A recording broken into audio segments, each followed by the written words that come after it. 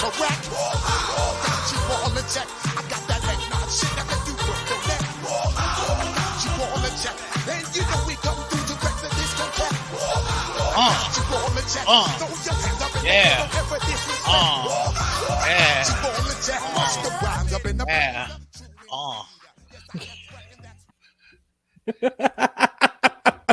That music brought out the white boy dancing from me. Which further goes to support the drain damage I've got going on right now. Welcome to part 2 of episode 101 of White Heat. I'm Brian Katie. That's JJ and Alexander. Holla at your boy.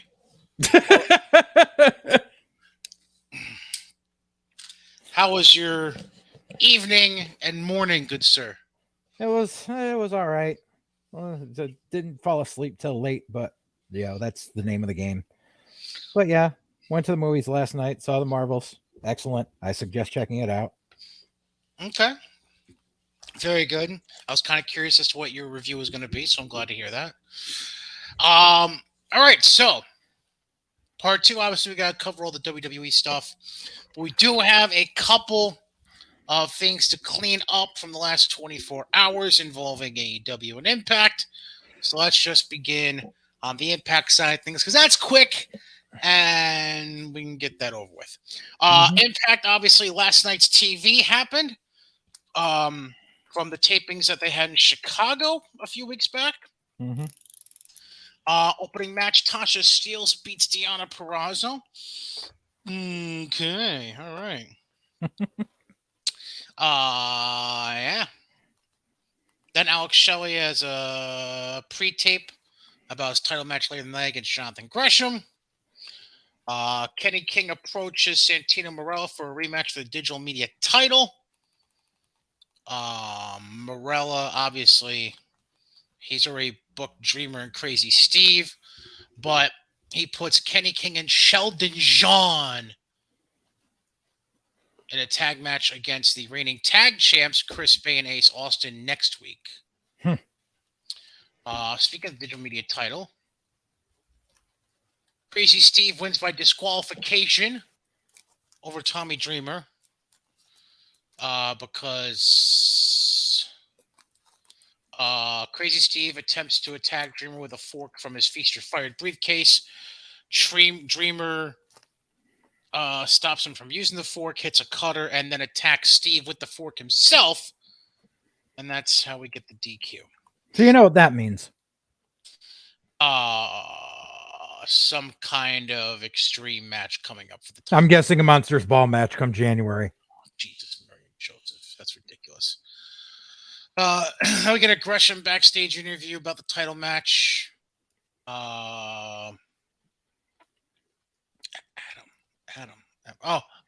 Okay. Before the next match happens, which is Brian Myers and Joe Hendry, a video of Joe Hendry comes up as he calls Brian Myers Adam's bitch. That's nice. That joke's worn out and played out. Very old. Myers ends up beating Joe Hendry anyways. Then they show a promo video of Ospreay versus Alexander for next week's Impact. Then they show a pre-tape of Ospreay backstage with Gia Miller talking about that match. Eric Young beats Eddie Edwards with a pile driver 1, 2, 3. And we get Moose and Myers arguing backstage. They're interrupted by Heath. Heath wants a piece of Myers, but Moose steps up to defend him. Wonderful. Then we get a Sunny Kiss pre-tape backstage interview. I did see, yeah. Disappointed she didn't earn a shot at the Knockouts World title. Then Trinity shows up and tells Sunny that she will talk to management in hopes of setting up a match between the two. And it was announced earlier today. Interesting. Then Dirty Dango and Oleg Prudius. Who the fuck is that? That's that. Remember when you said that's, Oleg the last time, and I thought it was Oleg the Usurper, but no. It's Kozlov. It's Kozlov. They beat Nick Diamond and Storm Grayson. Sure. Local guys. Then Jordan Grace is backstage talking about winning the Call Your Shot Gauntlet. Then Bully Ray walks in, offers a handshake, but then Kylan King and Steve Macklin interrupt, who accuse Bully Ray of turning soft. Right. Then Trey Miguel and Zach Wentz introduced the newest rascal in Impact Wrestling, Myron Reed. So that kind of makes sense because there were a bunch of indie dates where it was Trey Miguel Mhm. or Zach Wentz appearing with Myron Reed as the Rascals. So Correct. Yeah. I mean, good on Myron for him to get some TV time. He's a good kid. I liked him and Jordan Oliver as a tag team more, but Jordan's doing his own thing now. Then we get I'll come back to that. Main event: Shelley and Gresham world title. Obviously, Shelley retains, and then they just show them celebrating the ring as they go off the air. Preview for next week already announced. Impact tag titles: Austin and Chris Bay defend against Kenny King and Sheldon John. Rascals will be in a 6-man tag against Laredo Kid, Black Taurus, and Juventud Guerrera. Moose against Heath, Trinity against Sonny Kiss in a non-title match, I believe. At least it's not being billed as one. And then mixed tag action: Steve Macklin, Kylan King against Bully Ray and Jordan Grace. And then Ospreay versus Josh Alexander. Pretty full show, it sounds like. 6 matches. Yeah, that sounds about right. Yeah. All right. That's all I got for Impact. So yeah, that's that. In the meantime, so we had an ongoing development that really started back on Wednesday evening before Dynamite went on the air, and has evolved, and there's still unconfirmed news about 2 of the 3 people I'm about to mention, but one of them that's a definitive done deal. So earlier in the week, the Bunny had started an OnlyFans page. SFW though, no nudes. Not yet. Well, she's keeping it SFW for now until she sees if Impact or WWE has any interest in her.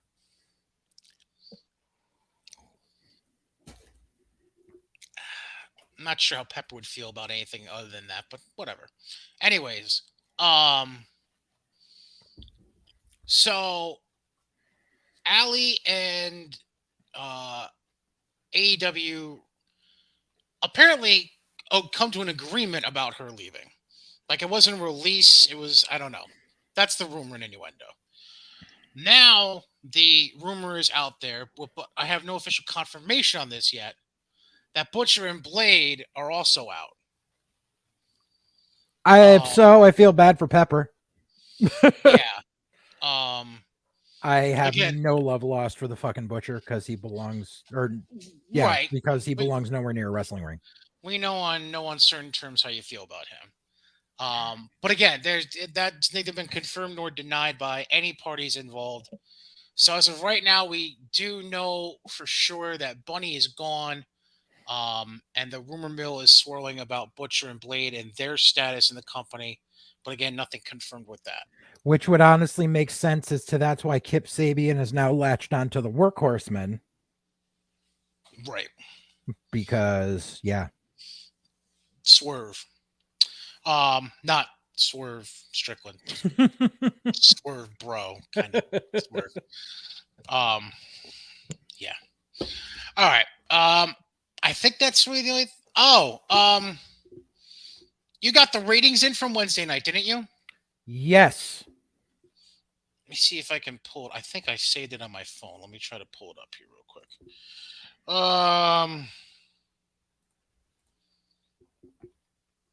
No, I don't, but I think I have it still in our message stream. Give me one sec here.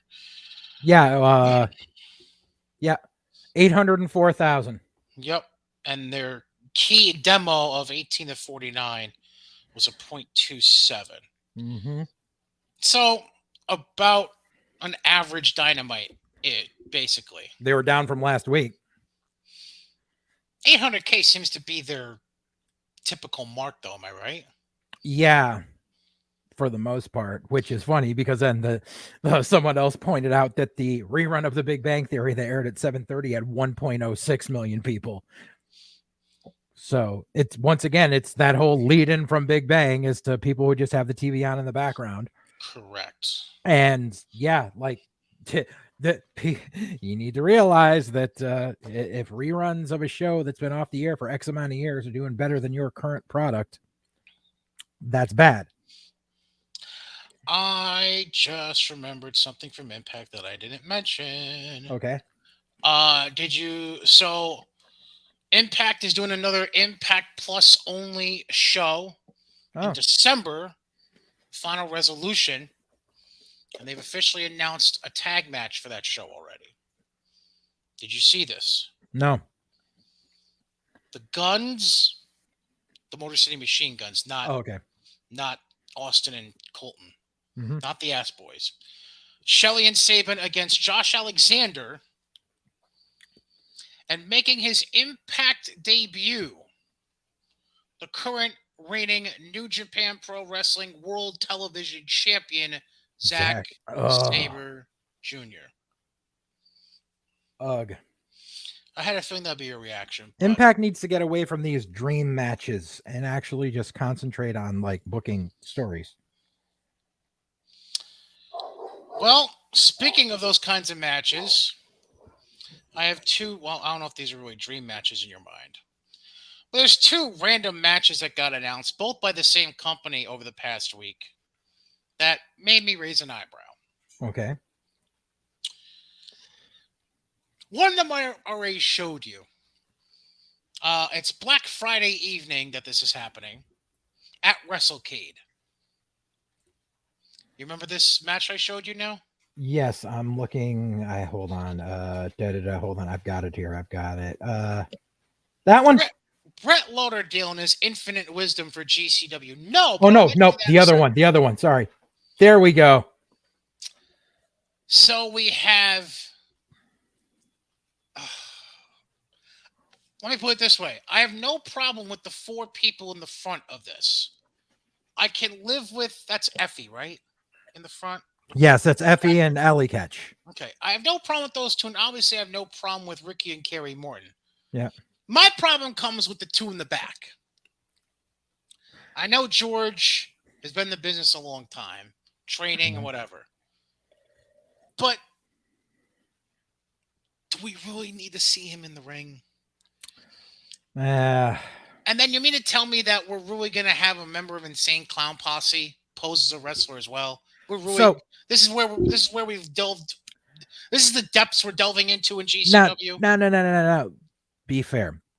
Jay and Shags were both trained by Sabu, and they have wrestled on a regular basis for the past 25 years.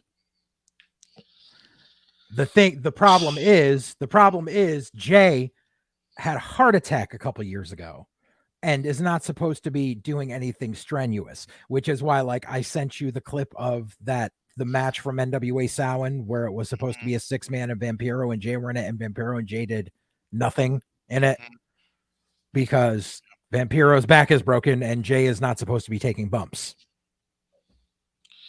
Great. You can bring that other picture up, by the way, because we can mention that too. Yep. The schmucks at Wrestling Revolver. Yeah. It's almost like they're trying to pick up where PWG left off in the let's just book anyone that's kind of a name and just make cards out of it at this point. Mm-hmm. I honestly see Revolver to be the next company to start charging people $100 a ticket. Ronda and Marina Shafir against Athena and Billy Starks. And again, they're calling this a dream match. Folks. No.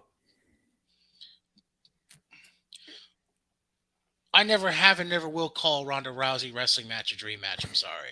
Yeah. I never will call a Marina Shafir wrestling match a dream match, especially when her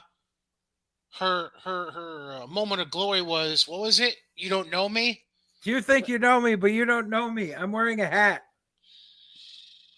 I like my hat. No, that was Hager. I know. Just no. Children of the Corn. Then I've got one more, Mm-hmm. and there's no graphic for this because it doesn't deserve having the graphic up.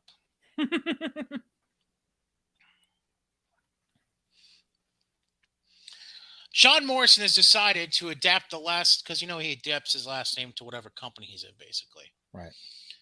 Well, he decided to try himself out as Johnny Game Changer in a mixed tag match with his wife, Taya Valkyrie, for those of you who don't have the 411. Mm-hmm. Would you like to guess who they're facing on December 9th, the same night as Final Resolution, by the way, for Impact, in Los Angeles? Mixed tag. Don't say Masha Slamovich. That's not it. Cardona and what's her No. name? No. Nope, that'd be too classy. Tessa Blanche. I'd say even that's too classy. Oh wow. I got nothing. Maki Ito and Nick Gage. Yep. That was the same reaction I had. Yep. Johnny's willing to put his life in the hands of Nick fucking Gage. Yeah, I know. Who wants to see that? I'll never understand whoever wants to see get a paid ticket to fucking see Nick Gage, period. I mean, I know people that are Nick Gage fans, and it is Good what for it you. is. But Good for you.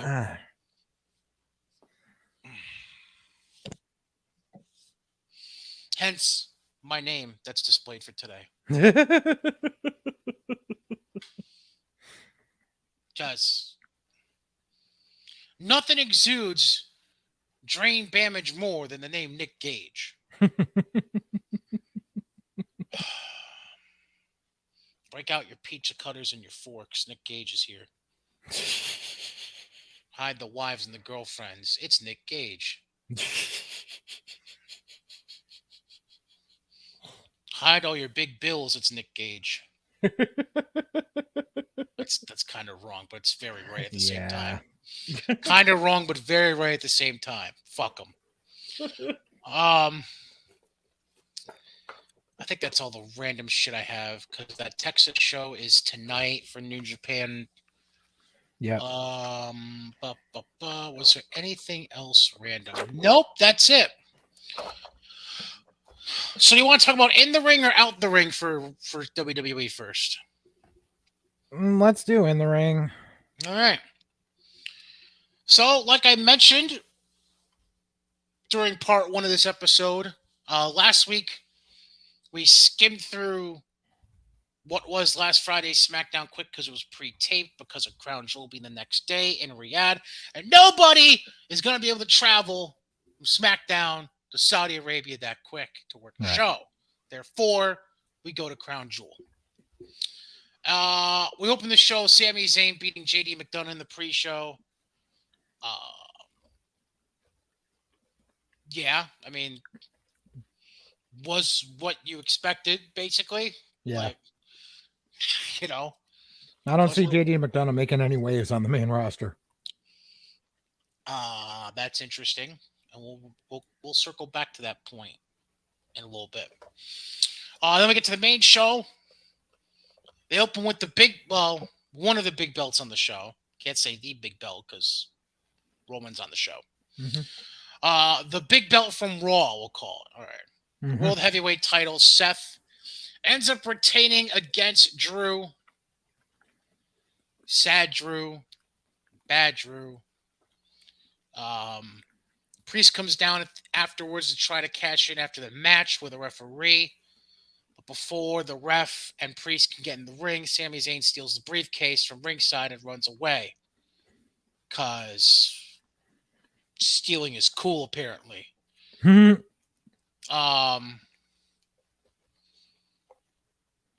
Yeah, sure. I mean, they've got to they've got to start teasing the whole "I'm going to cash in" bullshit because it's been a couple of months that he's had the briefcase now. 3.5. Because I think it was beginning in 4. It's beginning in June or July. July, right? Yeah. So 3 months. No, 4 months. Yeah, 4 months. I can do math. 11 minus 7. Then we get the 5-way, not a 4-way, not a 6-pack challenge, a 5-way for the women's world title. It ends with Raquel attempting to pin Shayna.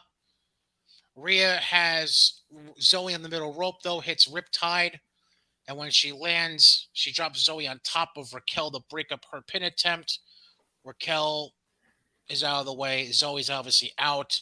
So Rhea's just like, fuck it. I'll pin the other girl that's already out and pins Shayna and gets the win. And why 5-ways are such a clusterfuck. In the meantime, good decision in having Nia nowhere near that finish or decision at all. Keep her.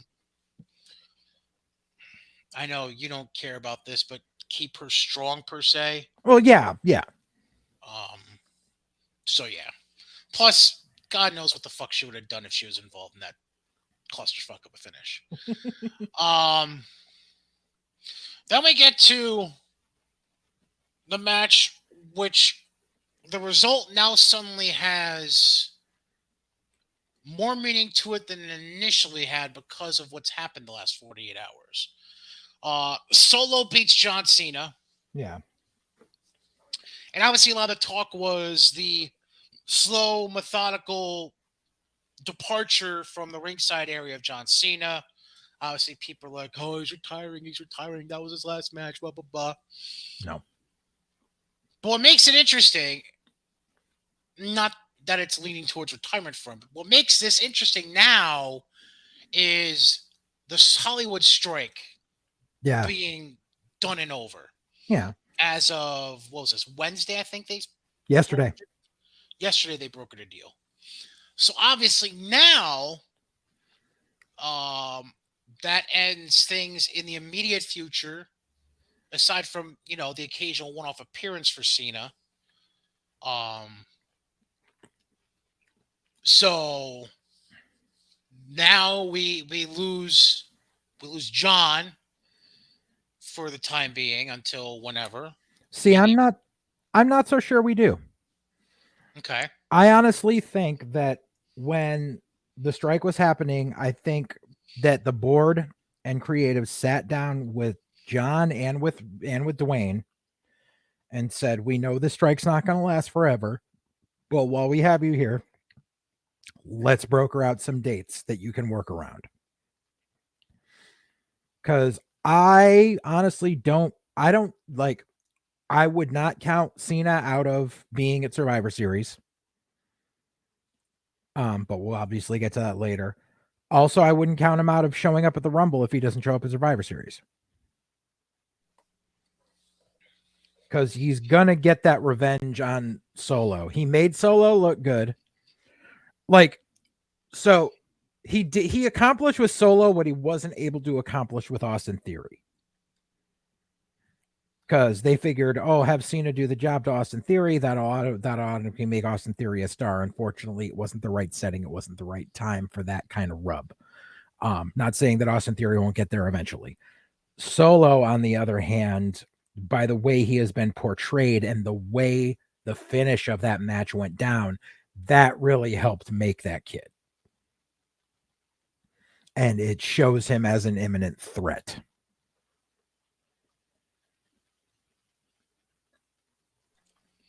I have no problem with rolling with that. I'm fine with that. It's going to be intriguing to see just how much freedom we get in the calendar from John and Dwayne going forward, just because of what's going on. But I mean, as far as we know, Cena didn't have any projects that he was currently in the middle of when the strike happened. And Rock owns his production company, so he calls the shots on when he wants to work. Well, we'll see. I mean, it's gonna be interesting. Obviously, the next few weeks will provide a clearer picture, especially once we get through the 25th, which is Survivor Series Saturday. Yeah. Once we get through that, we'll have a much clearer picture of what's going on. Yeah. Next thing we had on Crown Jewel was supposed to be the Grayson Waller effect, but Miz is in the ring first, and he's hijacking it into Miz TV, and had some. I didn't catch the name, or it was an actor, right? Some Saudi actor that was in the ring with them. Yeah, it was like some planned thing. Like it was it an actor or was it the soccer guy? I thought I read it was an actor. I have no idea who it was. Because I remember there was all that rumor going around about how WWE was going to pay like this insane amount to have this soccer fucking player show up during Crown Jewel. They were going to pay like $90 million or some bullshit. Oh, like it was stupidity. Like Cristiano Ronaldo, maybe? Yeah. No, that was not him. Okay. Waller eventually comes down, and now we'll get into it more with Raw, but it seems like they're really trying to push this change for Miz, which is interesting. Well, yeah, it's been a while since he's been a babyface, and I'm all for it. Then we get to the U.S. title match, and before we discuss the end result of the match, there was a spot in the match that social media has been jumping all over with a very specific opinion about it. I don't share the opinion on it that they have, but I'm bringing it up anyways. So in the midst of the match, Ray is trying to do a middle rope springboard moonsault. Yeah. Paul, right. And Logan Paul catches him and turns into a power slam. And of course, the clip of that is all around social media. And people like, oh my God, what a professional Logan is. Oh, he saved Ray from breaking his neck, blah, blah, blah, blah, blah. Listen, pump the brakes. Number one,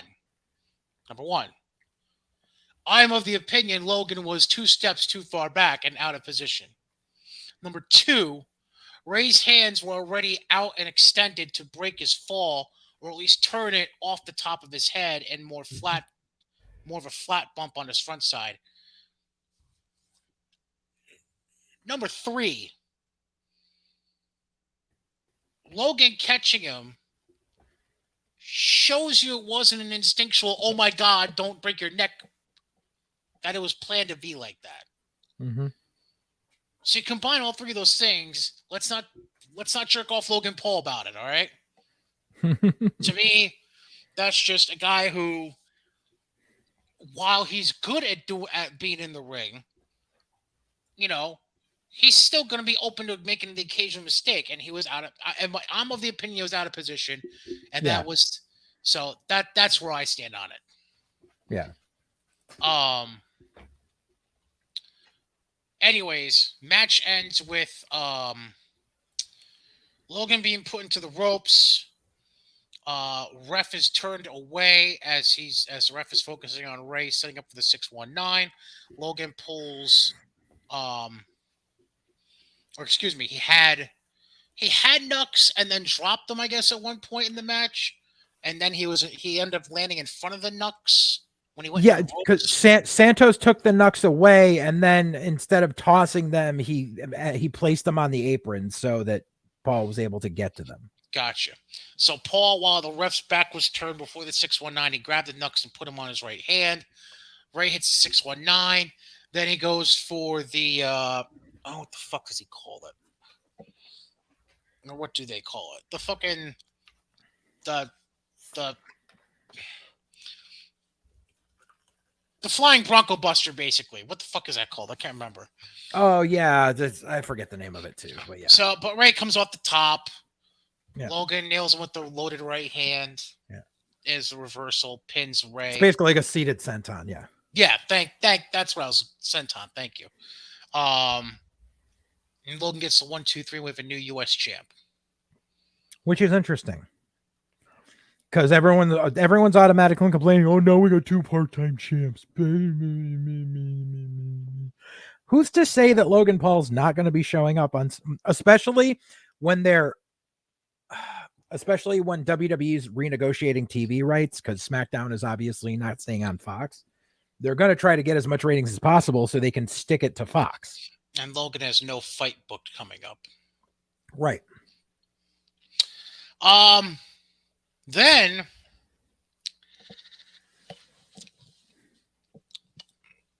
if somebody came up to me and told me that what happened at the end of this next match, what they saw it coming, they're a fucking liar.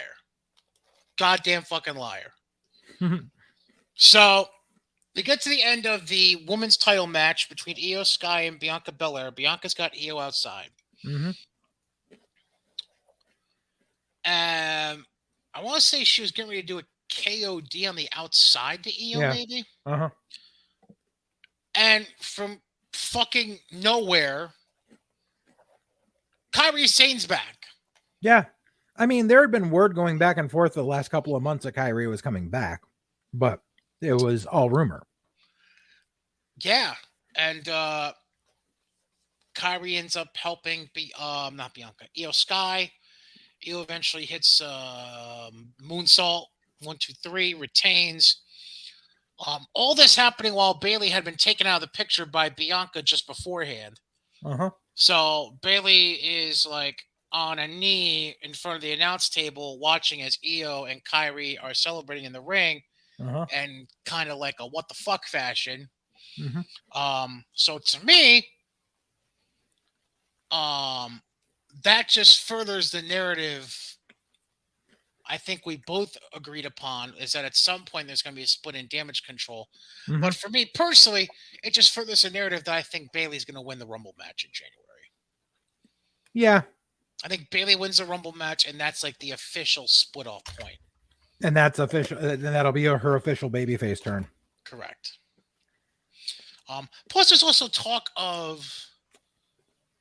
There's more rumor now, since then, that 1 or 2 other women that are friends of Kairi and Io are on the way. Yeah, they said one. Yeah, they said there's 2 more coming. One you won't even believe. Now, obviously, Julia wouldn't fit the "you wouldn't believe" narrative because she's been rumored for a couple weeks now about signing. So she's rumored, but apparently she's still under Stardom contract until next year. Right. Yeah. Supposedly. Right. Plus, on top of that, all the talk I've seen is that she wouldn't be going right to main roster. She'd be going to the PC first. Right. So that narrative doesn't fit. Right. What's going on here? So, is there anyone we can think of that would fit that narrative? Sasha. Yeah. Sasha and possibly Saray. Well, Saray just signed with another upstart company in the U.S. Actually. Okay. So that just happened this week. Okay. So that kills that unless WWE forms a partnership with the company and can rent Saray, but there's been nothing, not even a whisper of that. Because she got a raw deal, like her time in NXT, because it was under Pritchard's fucking shit. Right. And they made her the schoolgirl. Right. Because it was literally to make fun of AEW. Right. So I don't think Saray would win the picture. Sasha could be, especially considering that, because her injury was what, May, late spring, early summer, something like that. May or July. I thought it was June or July. Yeah, maybe. Yeah. I mean, she's recovered. Right, and apparently, the message her and her agent keep giving. I'm assuming Gato would be the one that's been reaching out about booking her. They basically keep saying she's healthy but not ready yet. Yeah. Right. So stringing Gato along. Right. So take that for whatever food for thought you want. Dance, puppets, dance. Uh, I could see no, because she'd have to go through NXT too. I would see what do you call it, Camille showing up.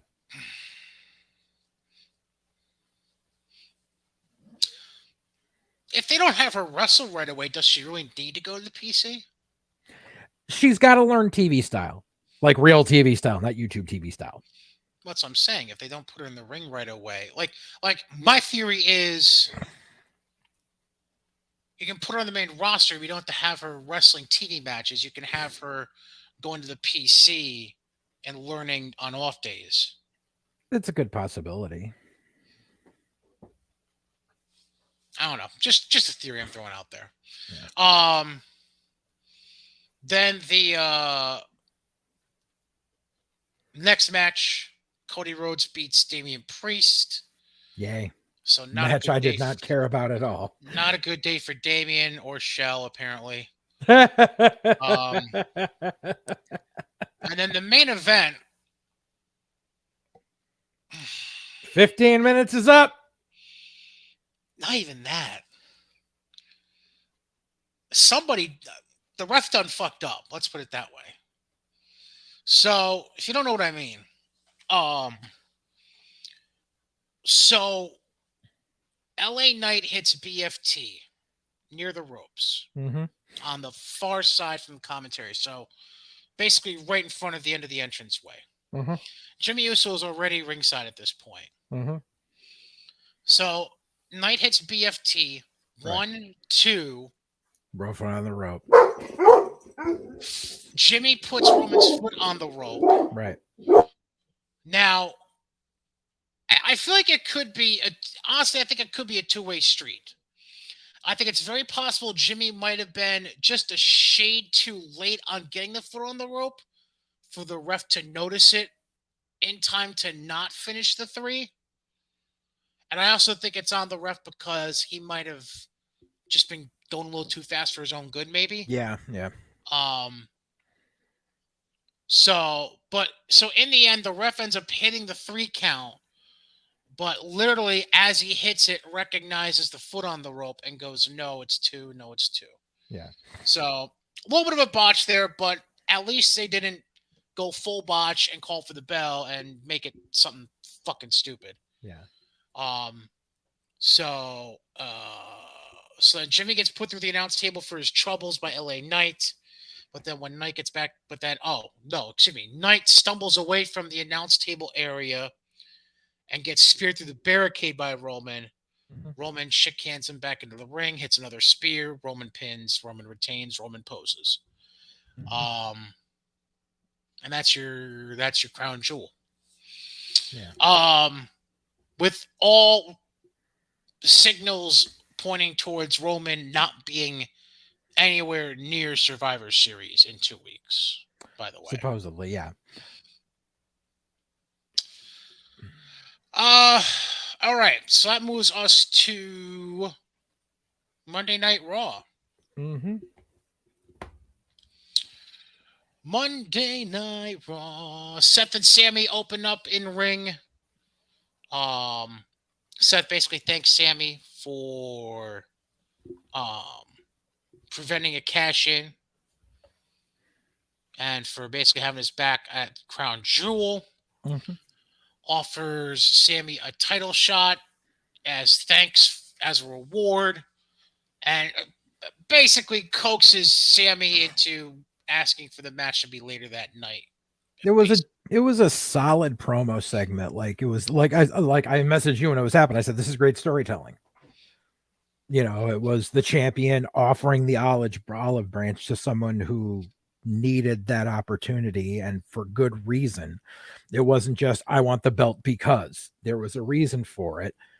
And it was the champion being humble and the challenger trying to out humble him. Right. Because that's Sammy. Right.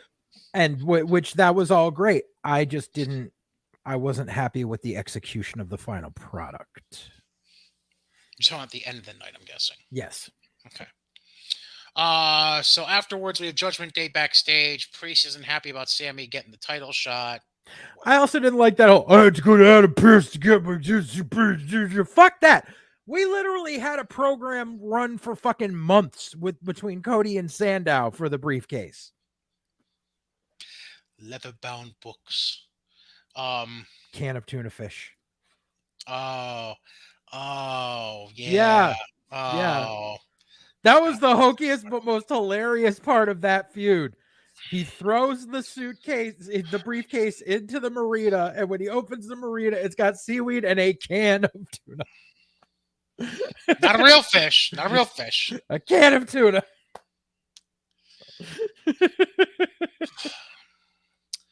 Then we get Finn and Damian beating New Day in a tag match, so at least Shelly gets a little bit happier. Because they had to get revenge on New Day for dressing up like him at Halloween. Great booking. Then we get a Drew pre-tape where he's shown refusing to take an interview earlier in the day and he leaves the arena. Then Shinsuke beats Tozawa in a pretty... It could have gone longer. Whatever match, yeah.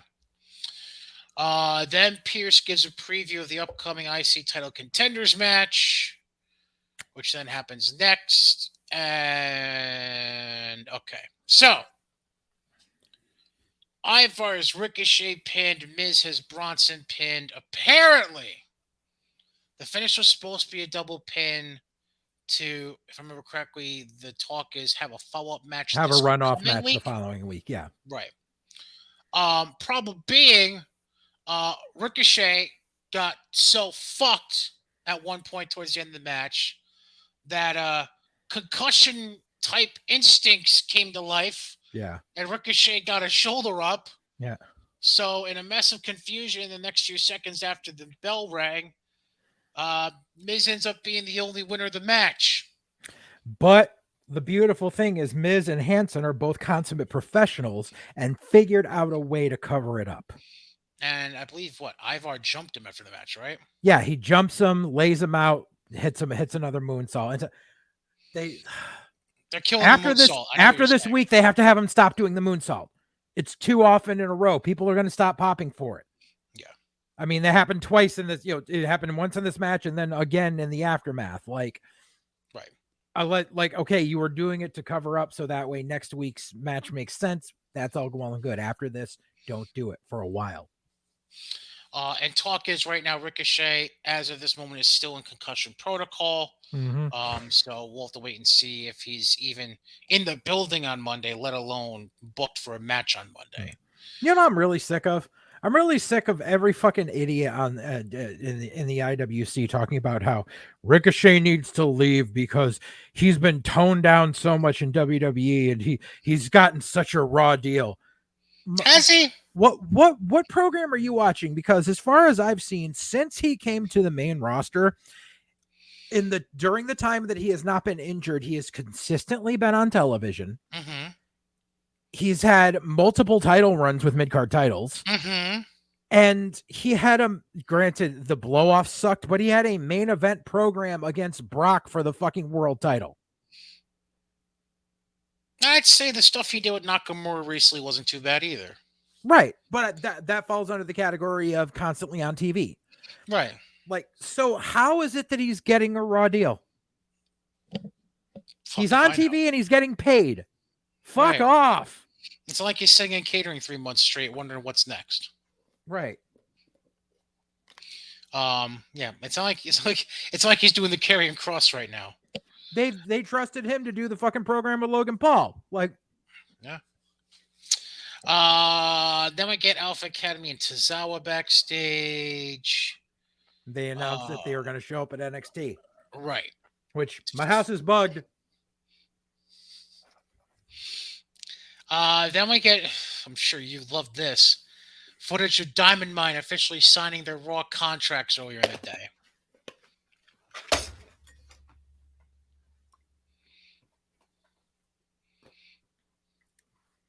Carmelo Hayes, Tyler Bate, Wesley, all these people deserve to be on the main fucking roster at this point. Chris. Yeah, Dijak. I mean, granted, Dijak just went back for a repackage, but he should definitely be back on main TV by now. These are people who deserve to be on TV that will get a reaction. And you've got Sean spouting off this bullshit about how they're not ready yet. They're not ready yet. But Pasty Creed and Chubby Creed are? Bullshit. Nope. Nobody cares, which was proof when the match happened.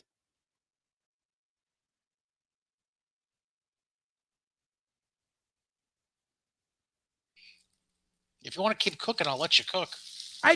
It fucking baffles me. Like, they shouldn't be on TV at all. Like, these are two guys who literally got signed, did some basic drills, and got thrown on fucking TV right away during the 2.0 days. They were not ready for television.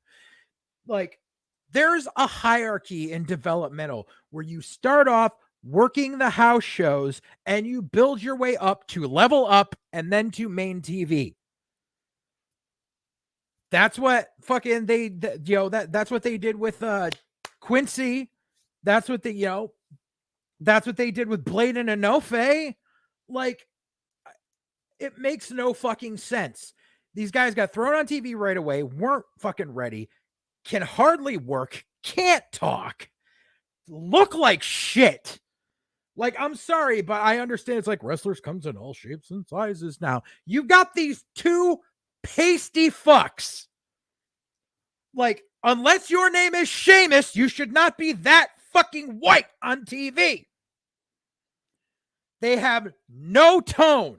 Right? One of them, they're like, blah, blah, blah, 6'3", blah, blah, blah. Motherfucker, half your goddamn roster is 6'3" or above. It doesn't fucking matter. They keep spouting up, he's 6'3", blah, blah, blah. This many pins at Duke. Nobody fucking cares. Professional wrestling fans do not care about collegiate wrestling. It is two different animals. When you're talking someone like Kurt Angle, who is in the fucking Olympics, you have a modicum of room to fucking work with. Nobody gives a fuck about these guys that were in the NCAA tournaments. The only reason it worked with Brock was because Brock looked like fucking Brock. When Brock first showed up, he looked like a mountain made out of fucking muscle.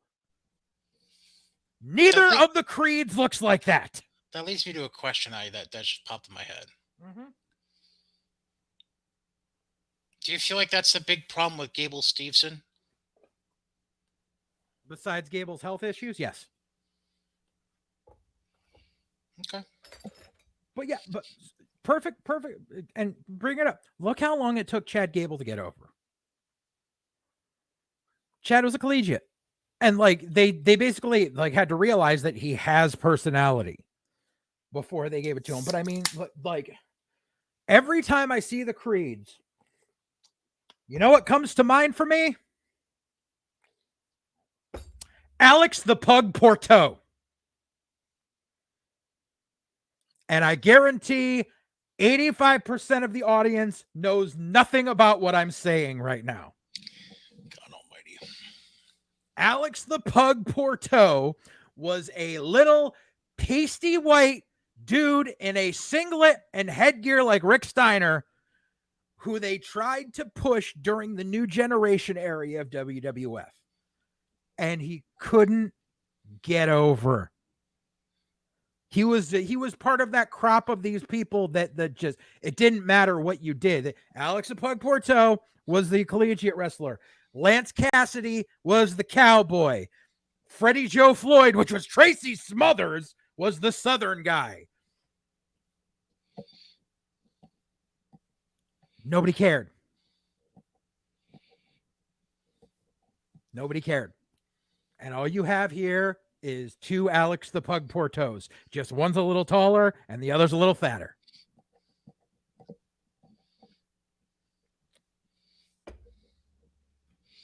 So tell us how you really felt when the Creeds beat DIY in the next segment. For fuck's sake! I don't care that they went over dirty. Number one, they're baby faces, so they shouldn't be going over dirty.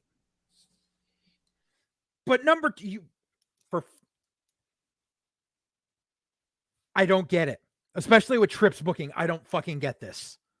I don't I understand you want to continue the feud between Imperium and DIY. I get that. There could have been another way to do this instead of giving the Creeds a win over the two most decorated guys from the black and gold era of NXT. Especially when people are reacting for DIY and they're not reacting for the Creeds. The Creeds came out to crickets. Nobody popped during the match for anything they did. And once again, when the pin came, 1, 2, Was Ivy Nile with them again? Yeah. Because Ivy was in the Battle Royal later. Oh, right. But yeah, I don't fucking get it. I just don't fucking get it.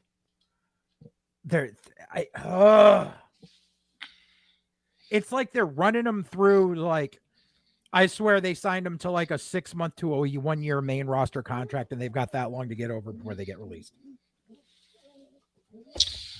Well, next we have Sammy and Jey Uso backstage, during which Jey revealed him and Cody have a tag title rematch next week. Mm-hmm. Because we're just going to keep fucking that turd, aren't we? Which, judging by the fact that that's happening next week, I would have held off on the announcement at the end of the program. Yeah. But we'll get to that. Then Becky's being interviewed backstage. Nia Jax interrupts because she's Nia Jax. Who the fuck's going to do anything about it? Right. Then we get Chelsea, Piper, Shayna, Zoe all backstage talking about the fucking Battle Royal coming up. Before the Battle Royal starts, though, Xia Li gives Becky a KO kick. Becky's pulled from the match because it's deemed she's not physically able to continue. It's a smart way to keep her away from Rhea for as long as possible before that build. And they DQ Xia Li. I didn't know you could get DQ'd from a Battle Royal, but well, she wasn't DQ'd. Adam Pearce just said you're not in it anymore. Go to the back. Well, I mean, yeah, you know what I mean. It's a DQ. She was unbooked, basically. Ivy Nile gets a deep run in the match. Yeah, which there's always that one random person that goes deep for no reason. Especially with who went over. I don't think the right person went over in the end. Speaking of going over, we're down to Zoe Stark and Shayna Baszler's the last two. They're fighting on the apron. Which aren't they supposed to be a tag team? They were presented as one in the back. Maybe. Zoe ends up eliminating Shayna in the end and becomes the one contender for the women's world title. And I believe that match is at Survivor Series, correct? Yeah, it's at Survivor Series. Zoe Stark is another one. She is not ready for pay-per-view. And why are we doing heel versus heel? Why? We've had too many heel versus heel title matches lately. Technically, you're right, but I people are going to cheer for Rhea no matter what. Yeah. That you basically said what I was thinking. Thank you. Then we get Rhea being interviewed backstage afterwards. Zoe interrupts, saying she'd be champ already if it weren't for Nia Jax at Crown Jewel. Sure. Yeah. Then we get to the main event. Seth ends up retaining in the end over Sammy. They shake hands after Code of Honor, man. Yeah. Fuck off. Judgment Day jumps them. Jey Uso and Cody even the numbers. Eventually, they're all on the outside, being held back by different members of security on separate sides of the ring. Adam Pearce gets in the ring, says he's had enough, and books Wargames for Survivor Series, which will be Seth, Cody, Jey Uso, Sami Zayn versus McDonough, Dom, Damian, and Finn. And now, leave that graphic there. Yeah, I don't believe that this is what's going to happen. Leave the graphic there because there is rumor and innuendo revolving around this match. By the way, this graphic was from the WWE on Fox Twitter, so it wasn't a fan-made one. Right. So as of right now, that match is booked: Rhea versus Zoe, and then Gunther versus Miz for the Intercontinental title. Mm-hmm. Now, there's talk that one of these members for Judgment Day and possibly one of the members for the babyface team will not be involved by the time the bell rings for the match. Right. Again, this is all rumor, all conjecture, but the suspected names being thrown around are Drew McIntyre to be the replacement on the Judgment Day team and Kevin Owens on the babyface team. See, I don't believe that's going to happen.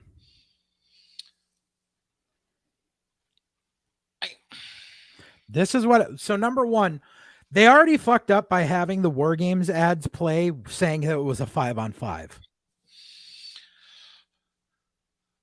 So, and I still believe it's going to be a 6-on-6. Okay. This is my thought. If they do go with a 5-on-5, what's going to happen is they're going to remove Seth so he can have a title match, because I don't see the point in having the world title holder in this match. And they're going to remove probably JD because he's not really Judgment Day. Or something of that effect. Plus, it doesn't make sense to have the champion and a guy with the Money in the Bank briefcase in this match. It doesn't. It's a recipe for disaster. Because then you've got all these people like, well, why don't you use it? After the match is done, he could just pin Seth to get the title. Like, no.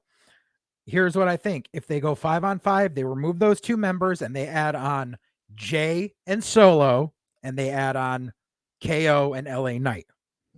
You mean Jimmy and Solo? Sorry, yeah, Jimmy and Solo, and they add on KO and LA Knight. So that would make it a 5-on-5 if they don't do the 6-on-6 that I already said should be what's happening, because we already had that set up with that combined Judgment Day and Bloodline shit a few weeks back on SmackDown. Here's a slight retort I'll give. Mm-hmm. While I agree with your opinion on Seth being involved in the match, they did just do it with Roman 2 years ago, last year. So, but I get they didn't have a Money in the Bank guy on the other side of him, right? So I get why you're saying it in this particular occasion. Mm-hmm. And plus, you've got a show where Roman's nowhere to be found, so you're really going to have a pay-per-view without a world title match on it? Here's my thing. I think I'm of the belief we could see Drew being in this match in some shape, way, or form. The way I would book it, again, this is me, and you'd probably agree with me. You keep Seth in the match. Okay. But you have Drew cost the baby faces the match by laying out Seth. Okay. And you then set up Drew Seth in a return match at the Rumble. Possibly. That would be the way I would book it if you really want to put Drew in the match that badly and refuse to take Seth out. That's how I would book it. You have Drew help put Judgment Day over by laying out Seth and basically walking out on the babyface team. And then let Drew and Seth do Drew and Seth to build up for Rumble. That's how I would book that. Possibly. But let's take the rumor and run with it. Let's assume JD gets replaced and Drew gets put in to make that the foursome.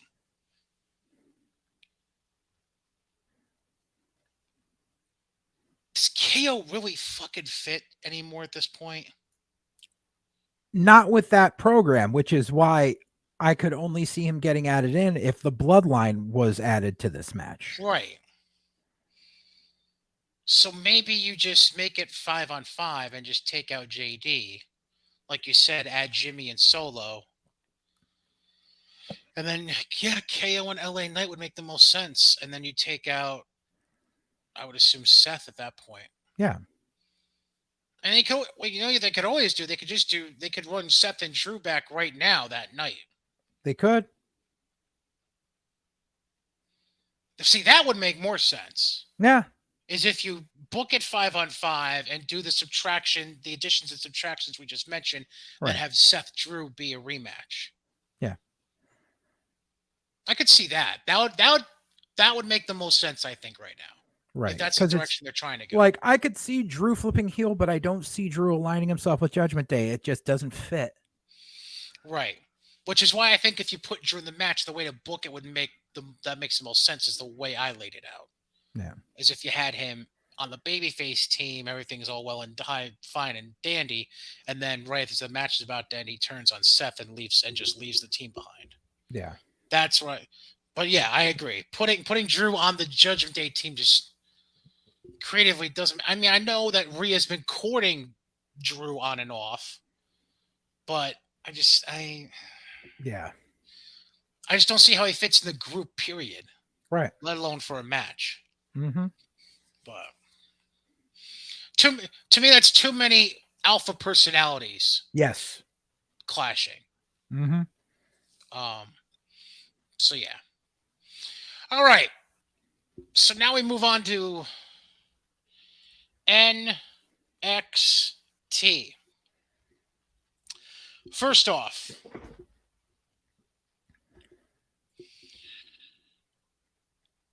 I get it's cute to have people come back every once in a while. But I'm sorry. I just think it's hokey that you're doing this whole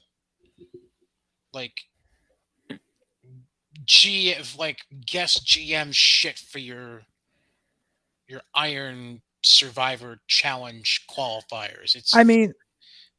Last year they had them as a panel who chose them. This year having them just do it via fucking FaceTime, Yeah, we're not in COVID era. Like if we were in COVID era, I could understand that, but you can't fly these people down to do a pre-tape.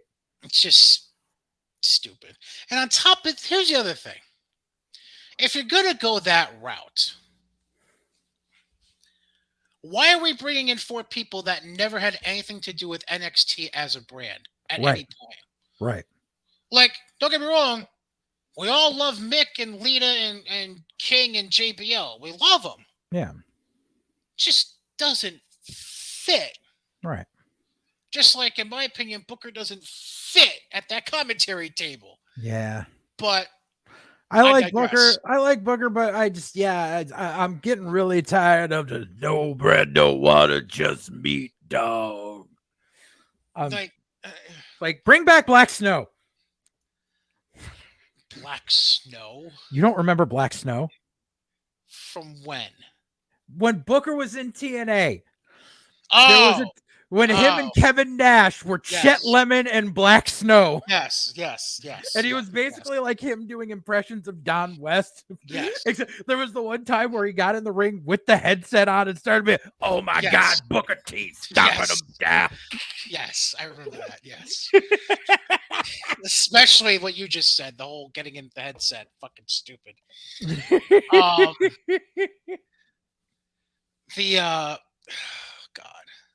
I'll still never understand why they took Wade off that show and put him to give him the main thing. No, you know who they need to get fucking Michael Cole off the goddamn show. You know what they really need to do now that I think about it? Well, what they should have done, now it's too late because he signed somewhere else. Once they folded UK, they should have just fucking signed Nigel and put him at the table. They should have. That's the fuck up they did. Yes. And then they tried to make up for it by putting fucking Wade Barrett there. Yeah. Which worked. Don't get me wrong, it worked. Wade was good. Yeah. But that was the original fuck up of it all. Yeah. And now they can't do anything about it because he's fucking signed to Cocaine Tony. Yep. But whatever. I digress. Oh, do you want to get into your Michael Cole diatribe before we get into NXT? Dude, like it was just watching Raw, like it just was so fucking hammered home with the fact that you're supposed to be a play-by-play guy and you've been there for 25 fucking years, but you don't call anything correctly.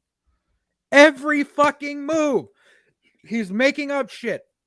Same thing, fucking if it's a fucking moonsault off of the middle rope, it's not a moonsault, it's a cabrata.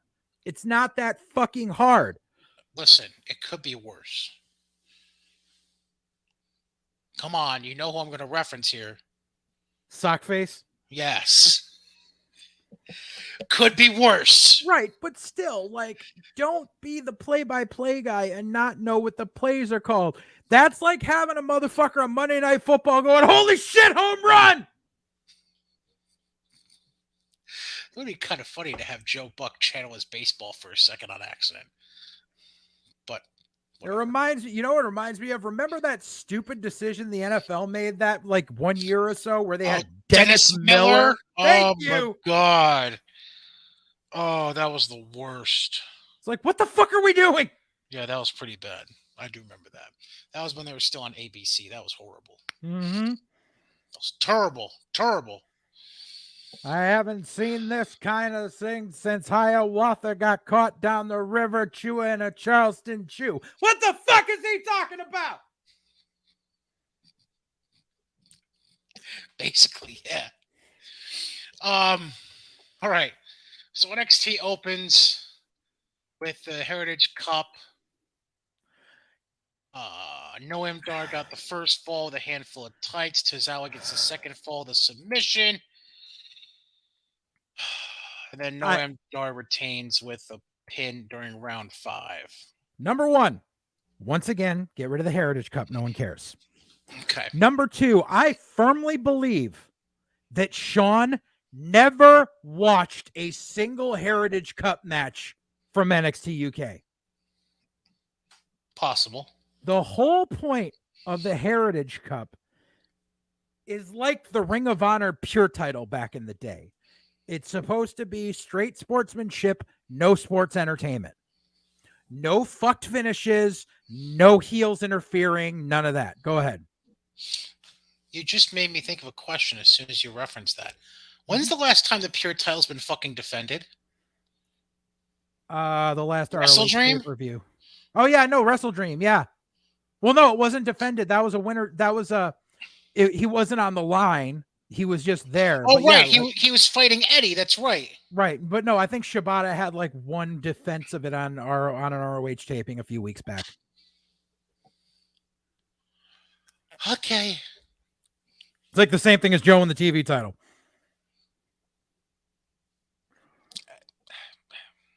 All right. But it's like the whole point of it, like the Heritage Cup, the crowd won't get behind it. The whole rounds thing just no. And when you're throwing in fucking heel fuckery, it just doesn't make any sense. Just get rid of the damn thing.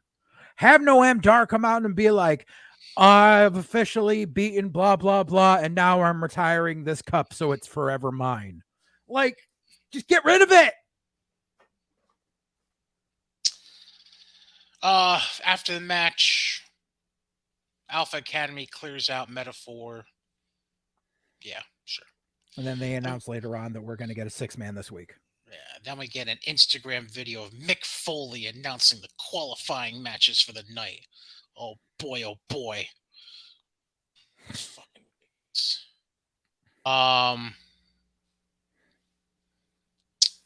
Then we come back from commercial. Lola Vice, Kalani Jordan, blah blah blah. Ariana Grace is involved. That whole segment was just cringe.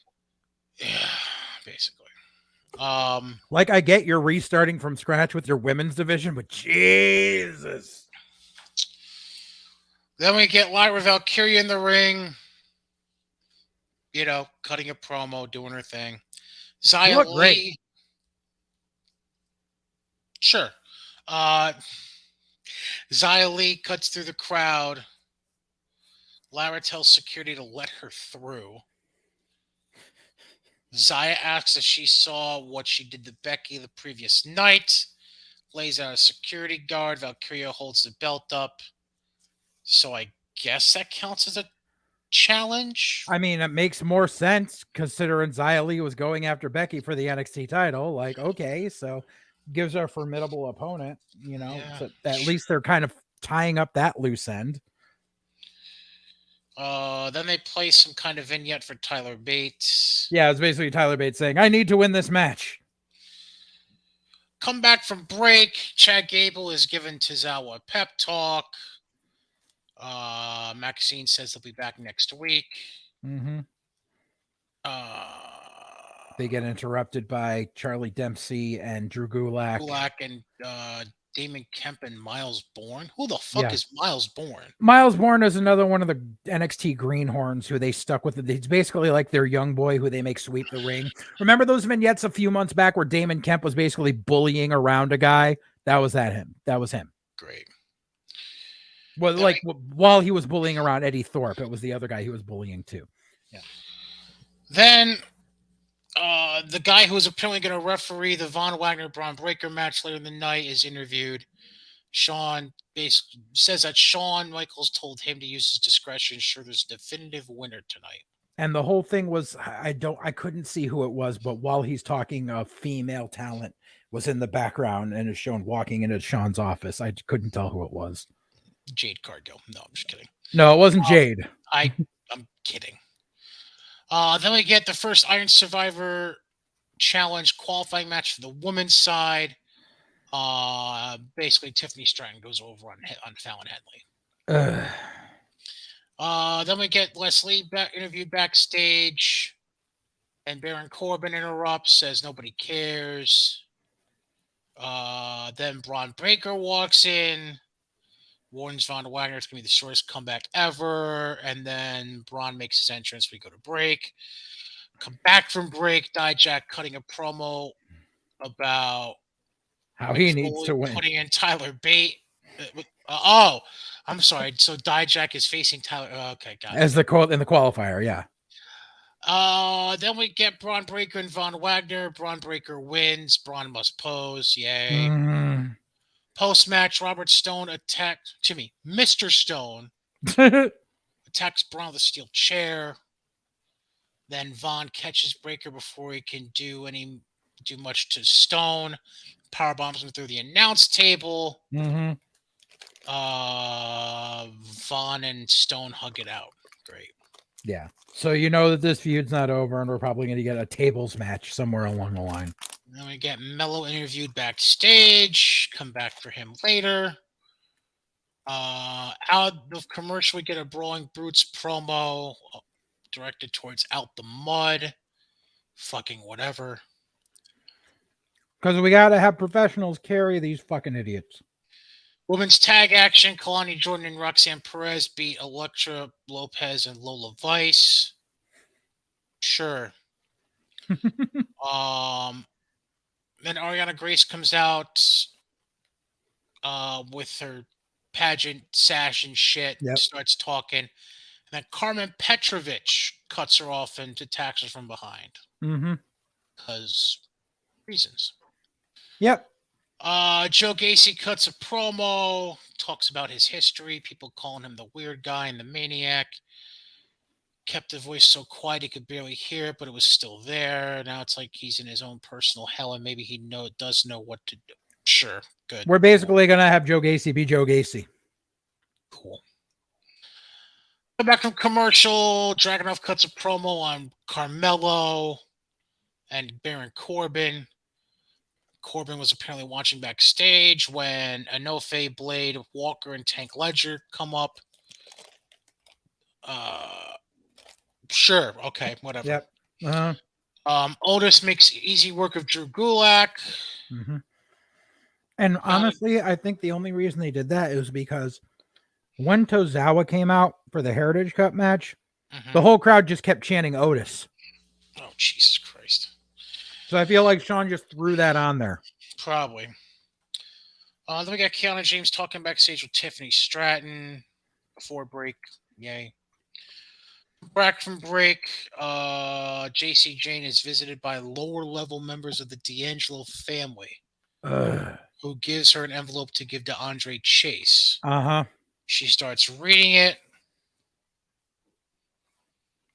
Then what? Basically, she brings it to Andre and Duke, and it sets up a rematch for the tag titles next week. Lovely. Then we get Dijak versus Tyler Bate. Dijak beats Tyler Bate, qualifies for the Iron Survivor Challenge. All right, so Dijak is still going to wrestle in Connecticut. All right, just not the way you wanted. Right, but it's like, this is a dude who should either be in the title match or back on the main roster by now. So then we get Mello in the ring. Wants to talk to Trick. Trick comes out. They're talking back and forth. Dude, I want to know who the fuck Trick is having make his gear, because it's not Sarath. He literally had a jean jacket vest where he took Cooper Bold fucking letters, like stick-on letters, and wrote "whoop that Trick" on the back, like a t-shirt you would see in fucking Crockett in 1985. I know. Like, bro, seriously? So Mello and Trick are getting all angry at each other, basically. And Lexus King comes out, trying to stir the pot. Asks Trick if he's sure Mello attacked him. Trick tells him to leave. King doubles down on the point.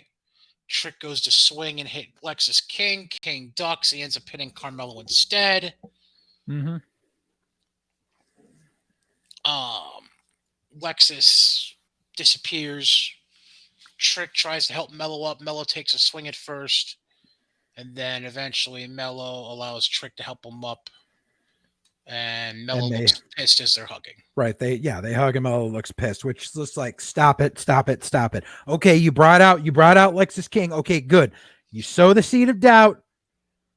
Go that route. Stop with this splitting up fucking partners and friendships bullshit. You have it laid out now. Have fucking Trick go after fucking Lexus King. And have Mello be the guy who makes sure that Mello be the guy that makes sure he's got his back. Eventually have Lexus King beat him in the end because Trick is not ready for that push. But do not continue this bullshit of we're gonna split up Trick and Mello. All right. Couple of things before we get out of here. Sticking with WWE for the meantime, though. Number one, it's become radically clear Trips is not fucking around. Signed Jade, brought back Kyrie, the talk of Julia. Maybe stressing that word. Gonna try to court Sasha back. Right.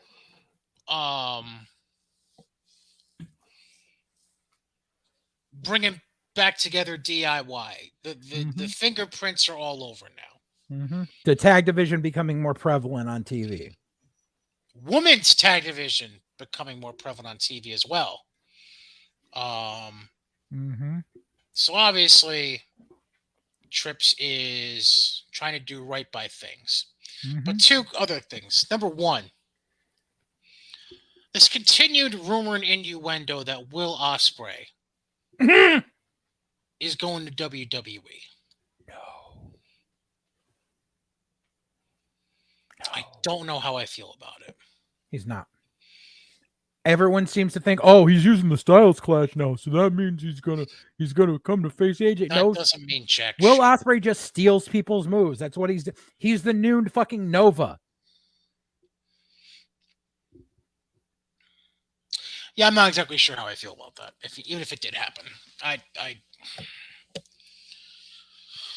Here's my question. Here's my question. Yeah.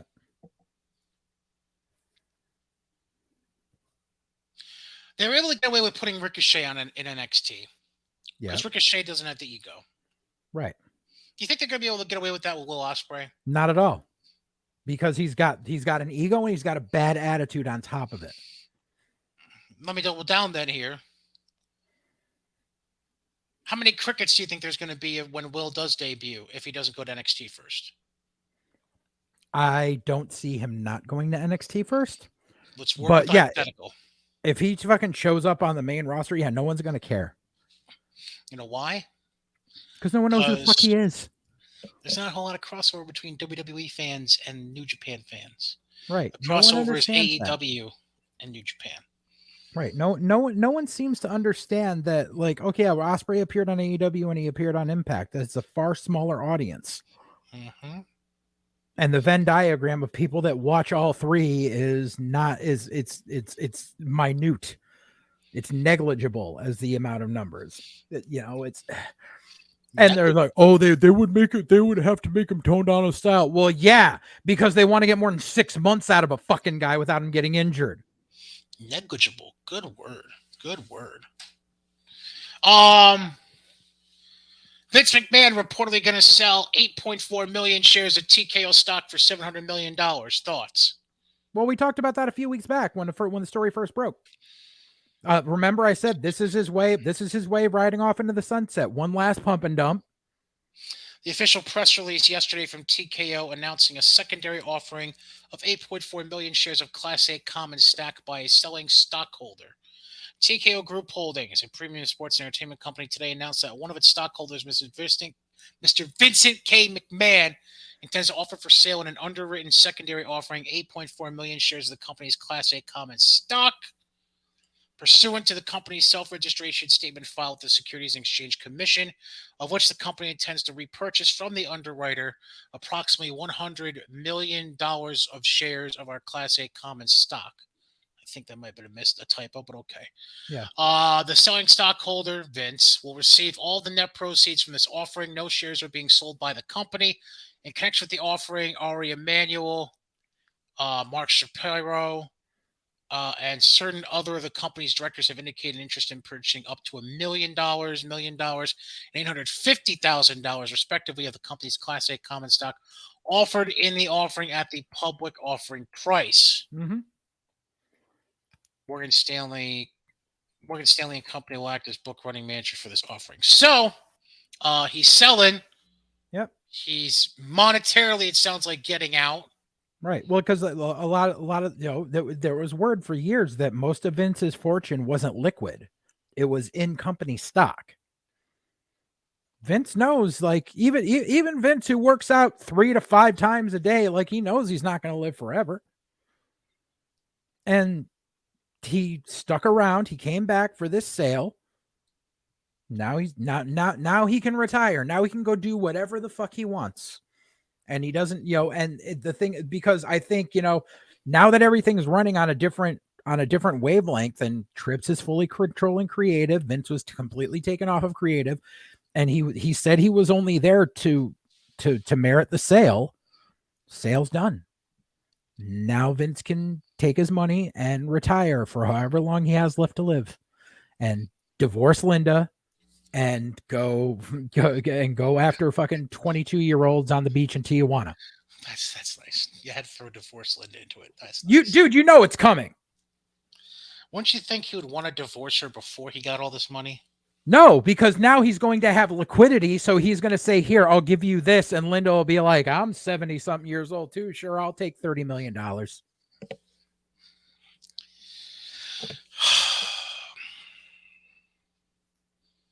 I don't know if you've got anything else, but I have one more thing.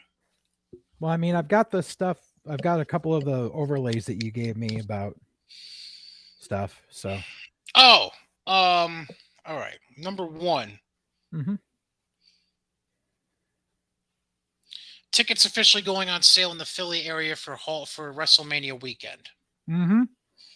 They've officially booked the Wells Fargo Center, which is where the 76ers and Flyers play for the NHL and NBA. For SmackDown and the Hall of Fame Friday, April 5th. NXT Stand and Deliver, which is interesting. Oh, no, because they did the same thing last year. They put Stand and Deliver in the afternoon and WrestleMania Night 1 that night. Right. Mm-hmm. And then Raw will be that Monday, April 8th, Raw after Mania. Mm-hmm. What I find slightly intriguing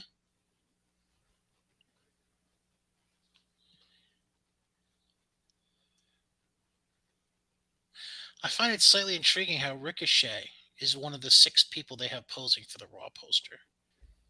But he's been getting a Raw deal.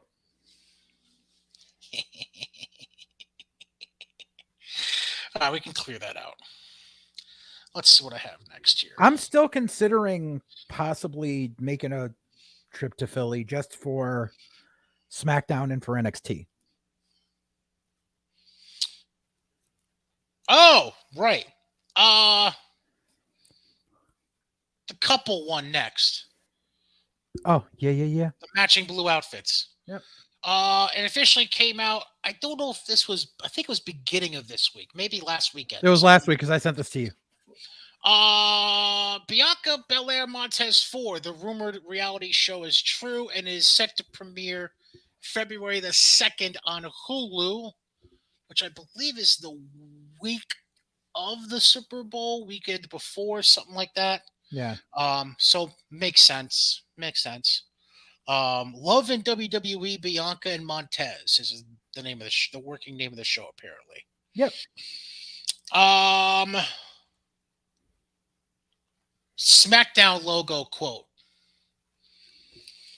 Fox CEO Lachlan Murdoch, according to Brandon Thurston, who I believe is WrestleNomics. Thank you. Murdoch on why Fox didn't renew rights to WWE SmackDown from Fox's earnings call. Murdoch said Fox didn't drive enough advertising revenue due to the audience of the WWE. Interesting. Seemingly this means the number of viewers and probably also the ad rates, maybe audience income level is a factor. It was reported the day before SmackDown ads cost about $51K per unit in 2023, slightly less than ABC's Shark Tank, which it regularly beats head-to-head in the 18 to 49 demo.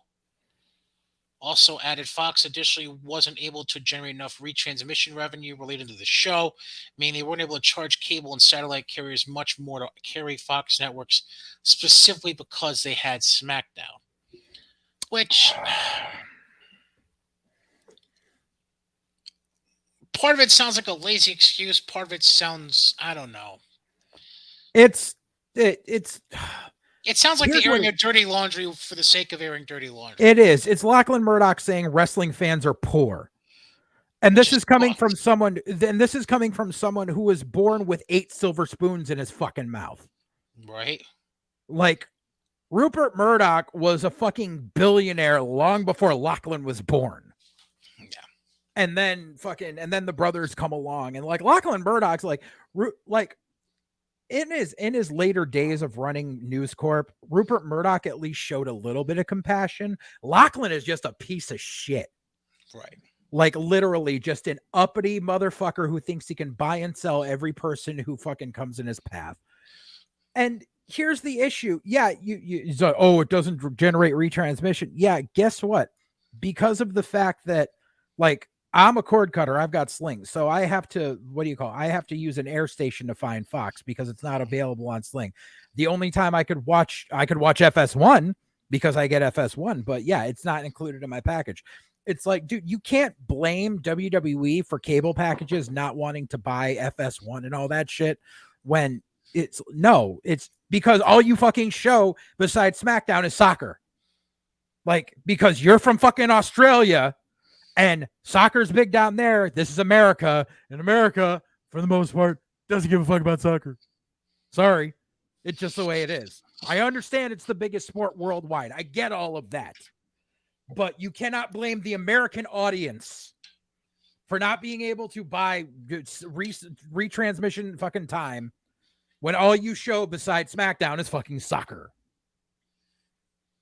Like, you have the NFL. Fuck off. You have college football. Fuck off. Major League Baseball. Right. I mean, Major League. I don't know. When you have the playoff package built in, including the World Series. Yeah.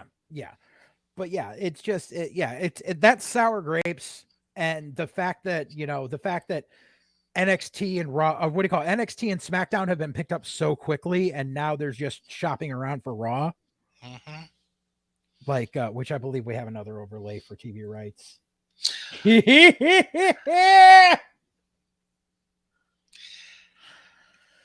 I gotta tell you, I Did didn't I think not call it?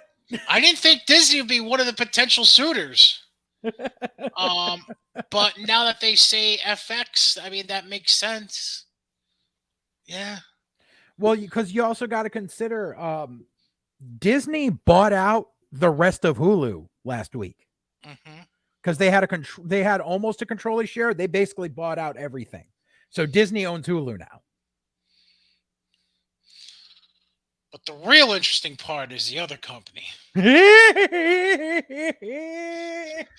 Oh, Tony, you done fucked up. I called it. Tony, you done fucked up. We already got the CW giving $30 million a year to NXT. 35, sorry. Which is $5 million less than Tony got for 4 years of his product. Jesus. Yeah. It's fucking psychotic, man. Shit's cutthroat. What can I say? Well, because this is something I mentioned time and time again when watching Dynamite. I pay attention to every part, not just the in-ring product. I pay attention to the ad breaks. And literally every episode of Dynamite, there is X amount of ad breaks in between. And there's always 2 spots during the ad break where it is filled by advertising for either AEW itself or for something that is on the Turner networks that week. That is space that was not sold. And the last time I actually kept count, which was a few months ago, but I know that it hasn't gotten any better. In a 2-hour program, there were 14 ad spots that went towards that. That's a lot of revenue gone.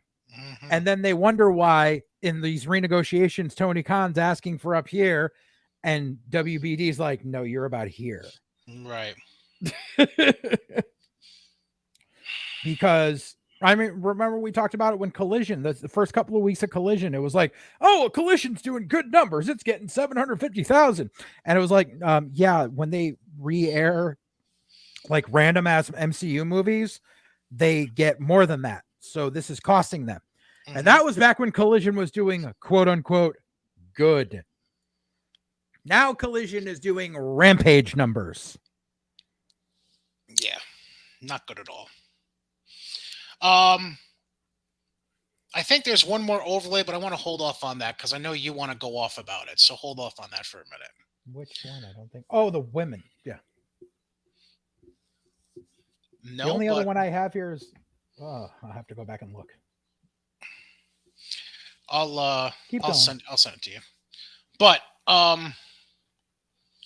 the one thing I do want to mention is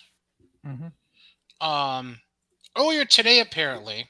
Oh, yeah, that one. I thought I uploaded that one.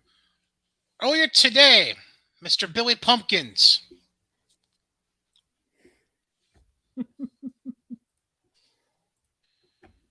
was on 102.5 The Bone. Oh, God. In the Tampa, St. Petersburg area. Oh, no. Which, by the way, has a blog right on its front page asking, where is it? Hang on. Was he there to promote the FTW Invasion show? No, but they have a blog asking something about... I read the douche. Something about a porn star. I don't fucking know. So, I don't know. That's just what I heard. I don't know. Sorry, bear with me. I'm trying to find.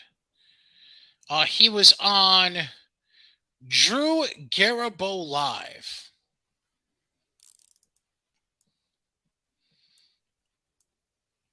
I think. Hang on. Okay. Sure.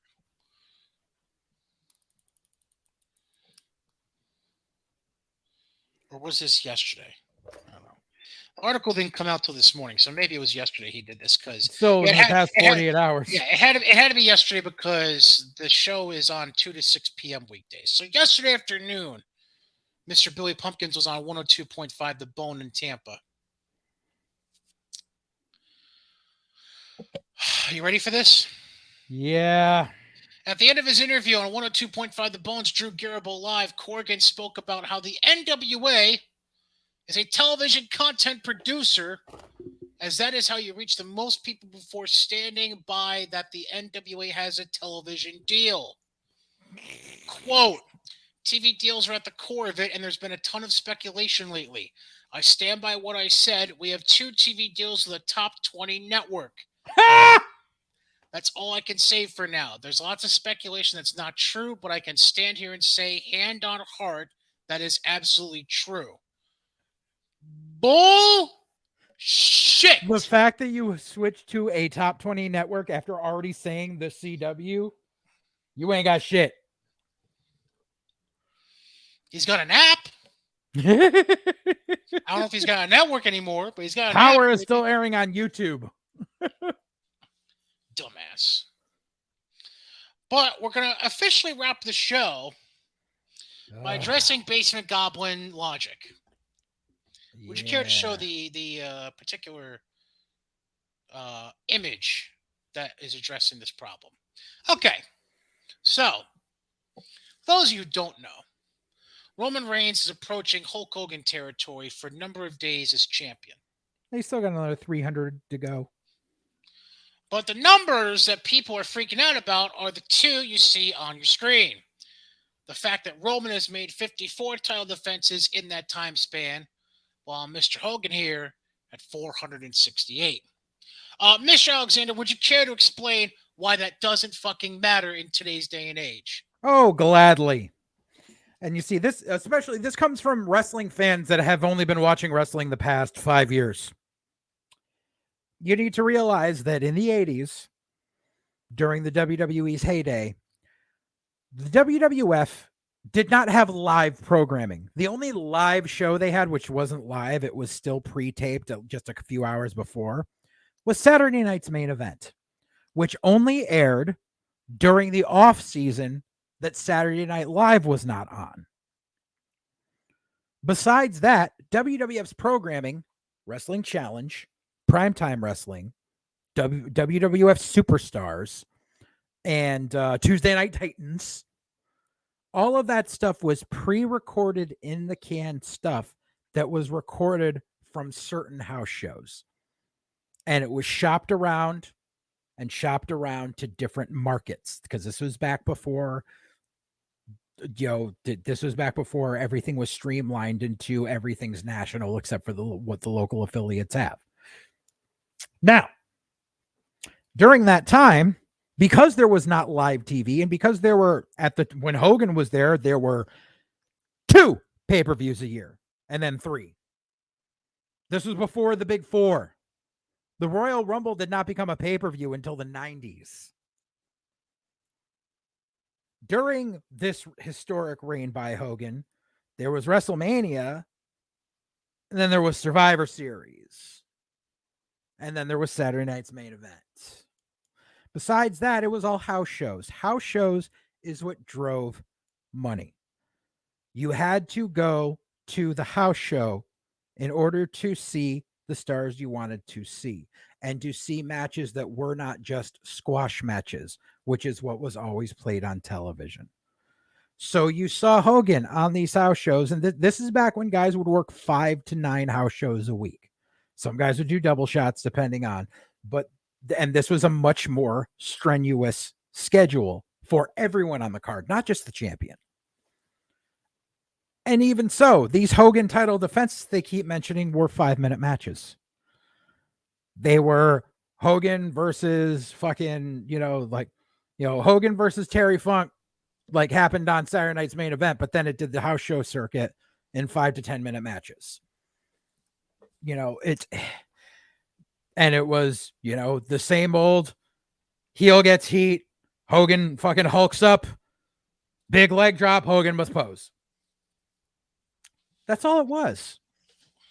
That's all it was. The difference is Roman Reigns, who has been champion for almost 3 years at this point. Number one, he appears on live TV as much as possible. Like everyone who keeps complaining about him being a part-timer, you need to realize that he didn't start cutting back his schedule until after Mania this year. Like, everyone claimed he was supposed to do it after Mania last year, and he didn't. He still kept a pretty regular schedule. He doesn't wrestle every week, but he's on TV all the time. And what's really funny, and the reason I actually mentioned it, when I was setting up everything for our transition over to old channels, I logged into my Podcasters for Spotify account for the first time in forever. And I was amazed to see how many views I got, how many listens I got on the last one that I did. The last one that I did, I talked about how, and that was done in 2023. Or not 2023, and done 2020 during COVID. It was about how people really can't complain when Brock was never there, but he was champion. And he wouldn't even appear on TV. Like, you would never see him wrestle on free TV, but he wouldn't even appear on TV. Reigns, granted, it's a big announcement now when he's, actually, Roman Reigns returns to SmackDown, but it's not like he's gone for months on end. He's still there once a month, at least. He makes his appearance, he cuts his promos, he shoots his vignettes, and he makes the PLEs must-watch television because WWE is getting paid a large amount by NBC Universal to deliver on the PLEs. So Roman's there, but he's not there for all of them. But it's a different animal. And on top of it, Roman still works house shows. Because I love how all these stupid bastards complain all the time about, when's the last time you saw Roman defend the belt? He defended it 3 weeks ago on a house show against Sami Zayn. Yeah, well, before that, it was 3 weeks prior to that. He defended it on a house show against Rey Mysterio. Just because you don't see him, and they're like, well, house shows don't count. Well, what is it? Do house shows count or do they not count? I literally saw someone once say house shows don't count even when there's a title change on them.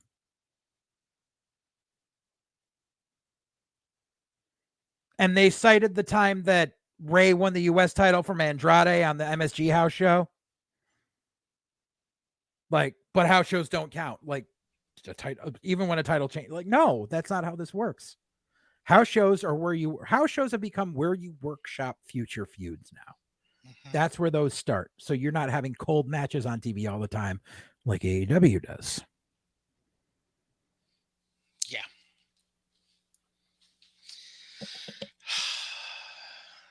Ladies and gentlemen, it's apples and orange. Yeah. Ladies and gentlemen, that all brings me back to my nameplate for today's show. Drayden Bamage. That is how you bring a show full circle. Is there anything else you'd like to attack before we get on out of here? I don't think so. I think we've covered everything. All right. Well, that being said, that wraps up episode 101, part B of White Heat. Feels good. Feels real good. And we'll be back next week because we got to cover more WWE TV. We got to cover more AEW TV. We got to cover the Texas show for New Japan that's happening tonight as we are recording this on Friday, November 10th. We got stuff to get into. And of course, we're revving up towards Survivor Series. We'll be inside it 2 weeks away from Survivor Series. And next week is Full Gear Week. Oh, God. AEW. Oh. I had to that's right. Collision goes head-to-head with SmackDown. Yep. Yep. So, yeah. And obviously, we're going to keep an eye on WrestleTix to see what the scoop is on ticket sales for that week in Ontario and then eventually LA, California. So, that's at JJ_Alexander on the X tweet. I'm at Brian Cady. All is one word. JJ. Say fuck Damon Kemp. Fuck Damon Kemp. Yeah. And the ones I'm fitting my joint. Bust around. Check it out.